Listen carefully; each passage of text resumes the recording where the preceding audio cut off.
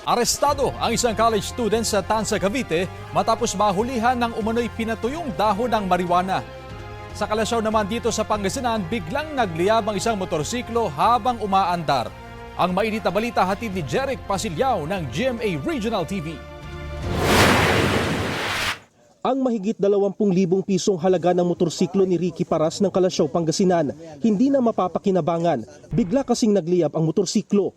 Kwento ni Mang Ricky, hiniram lang ng isa niyang kaibigan ang motorsiklo, subalit habang umaandar, biglang sumiklab ang apoy. Ang kasama kong driver, bumibili ng pesa sa labas dahil wala siyang magamit na motor.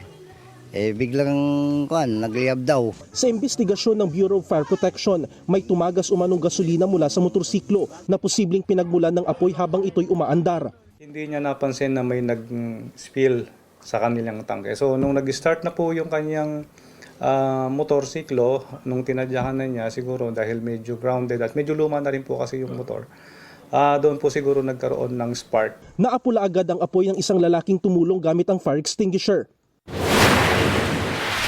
Sa Muñoz, Nueva Ecija, arestado ang isang negosyante na nahulihan ng mga iligal na baril at mga bala. Sa bisa ng search warrant mula sa korte, sinalakay namang otoridad ang bahay ng negosyante. Doon nakuha ang ilang baril, bala at magazine. Agad siyang dinala sa pulisya at sinampahan ng karampatang reklamo. Wala siyang pahayag. Isang college student ang arestado sa ikinasang buy-bust operation sa Tanza, Cavite. Nakuha sa kanya ang nasa humigit kumulang 1.5 kilo ng pinatuyong dahon ng marijuana at marked money. Anya, siya ang tagatingin ng iligal na droga na ibinabagsak ng drug courier.